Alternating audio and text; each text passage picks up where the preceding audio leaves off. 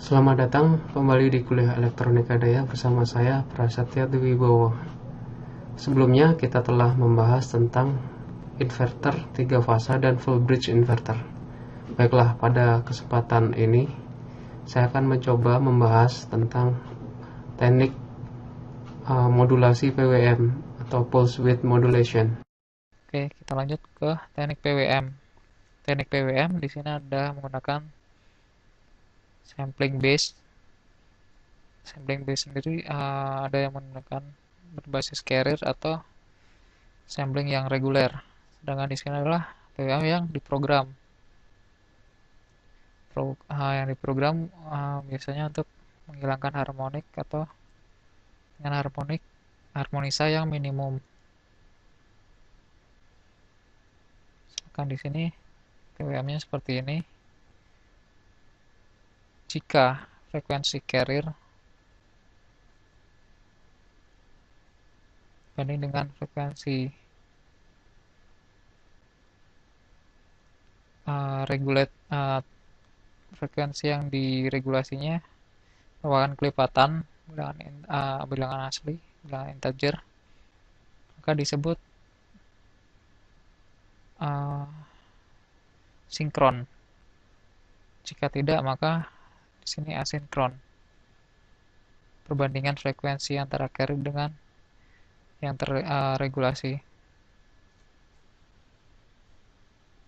Sini misalkan di sini adalah frekuensi carrier-nya, dan di sini adalah frekuensi samplingnya seperti ini.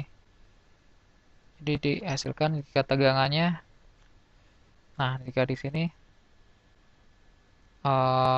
carrier-nya lebih kecil, atau di sini kalau plus kan, kalau di sini lebih besar daripada ini, maka yang dipakai adalah tegangan yang di sini. Maka seperti ini, misalkan untuk yang titik ini tegangan carrier-nya lebih besar, maka atau ya jika tegangan carrier-nya lebih besar dari tegangan regulate FR regulasinya lebih besar dari carrier, maka tegangannya kan negatif. Dan jika tegangan carrier-nya lebih besar daripada tegangan samplingnya, maka akan positif. Tegangannya positif seperti ini, dan seterusnya. Jadi di sini lebar pulsanya tergantung pada perpotongan antara carrier dengan sinyal samplingnya, regulate sinyalnya. Regular sampling seperti ini. Regular sampling di sini hanya dipakai rata-rata di tengahnya saja, dari titik ini, seperti ini. Ini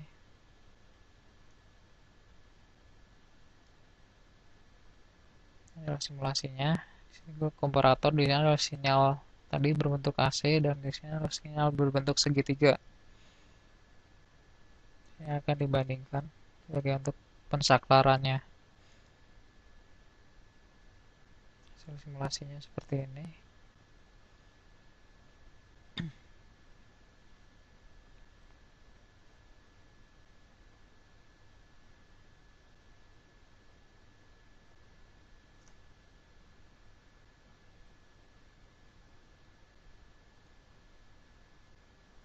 Oke, di sini adalah analisis tegangan keluaran dari inverter PWM satu fasa. Saya dibaca tegangan luarannya, rata-ratanya seperti ini.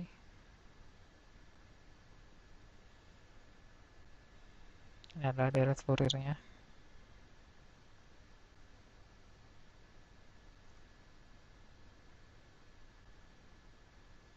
Dan ini adalah hasil simulasinya. Jika carrier-nya berbentuknya non-sinusoid seperti ini, tegangan keluaran juga akan mengikuti bentuk carrier-nya. seperti ini juga. Yang sebelumnya ini ada carrier-nya, tegangan keluarannya kan nanti bentuk carrier-nya seperti ini.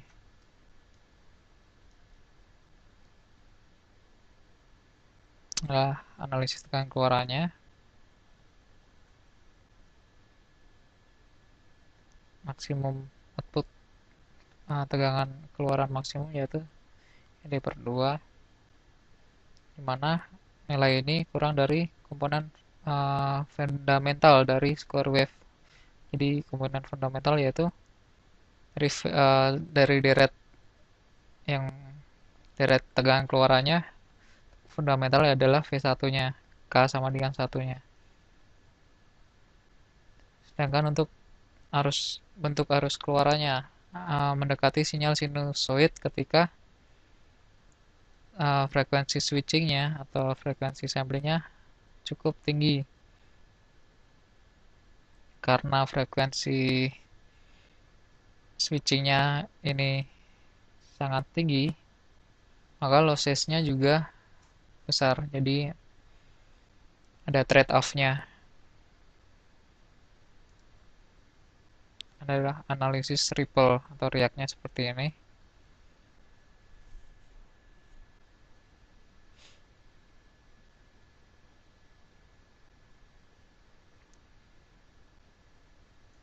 Dan ini lanjutan yang tadi, dan ini adalah antara ini adalah program PWM. Jadi PWM yang kita bisa program sendiri, lebar pulsanya berapa saja. Ini analisis Fourier transform untuk sinyal bentuk gelombang kotak seperti ini. Adalah teknik PWM untuk inverter satu fasa gelombang penuh seperti ini. Di sini hanya untuk pensakaran saja. Teknik PWM itu hanya untuk pensakaran bagian ini S1 dan S2, S3 dan S4-nya. 1 S2, S3, S4 seperti ini. Jadi apakah S1 dan S2 berganti secara yang pasti S1 dan S2 bergantian, namun bisa ditentukan mau pergantiannya berapa lama, tidak harus sama, bisa juga berbeda. Adapun antara lengan 1 dan lengan 2 juga tidak harus selalu pergantian yang bareng, tapi bisa juga berbeda. Oke, ini untuk 3 fasa. Ini untuk pseudocode-nya atau untuk pemrogramannya seperti ini bentuknya. Untuk simulasinya seperti ini. Ini adalah pensaklarannya, teknik pensaklarannya. Adalah rangkaian inverter kita yang tadi. Dan hasilnya seperti ini. Terlihat bahwa grafiknya cukup smooth.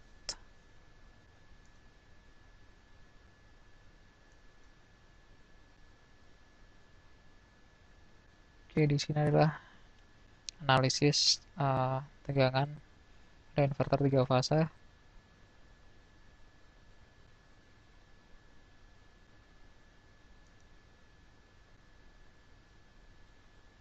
Hasil simulasinya adalah programmingnya. Oke, selanjutnya kita bahas tentang inverter untuk arus dengan sumber arus.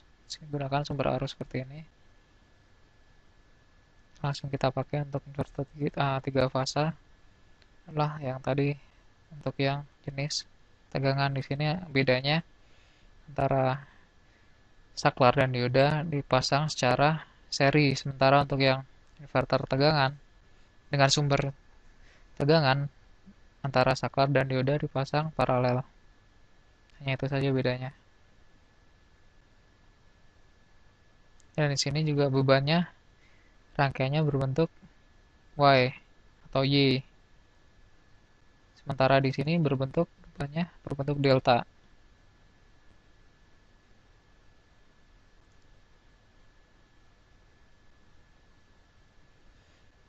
Ini adalah auto sequential komutasi. Jadi komutasi di sini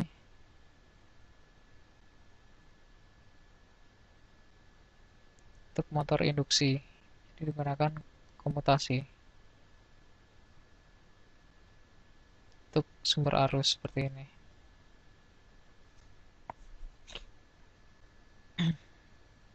Adalah ganti rangkaian yang tadi, untuk dioda dan sakarnya dipasang secara seri untuk sumber arus seperti ini.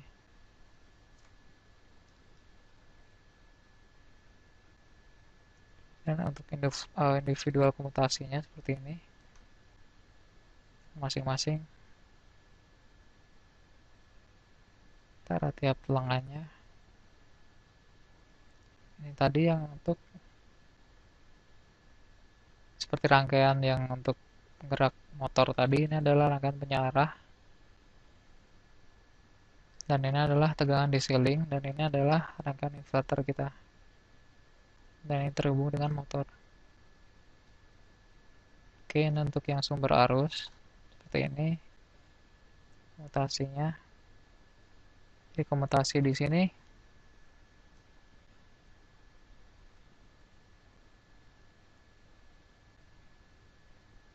adalah ketika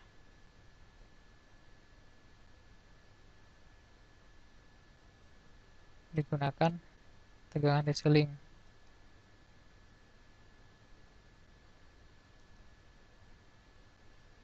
Nah, di sini terlihat dualitas antara tipe jenis voltage dan inverter jenis arus. Seperti ini adalah jenis tegangan. Ini adalah sumber tegangan arus seperti ini. Dan ternyata outputnya sama antara pola hasil bentuk gelombang keluarannya sama. Oke, sekian untuk materi kuliah tentang inverter, dan terima kasih.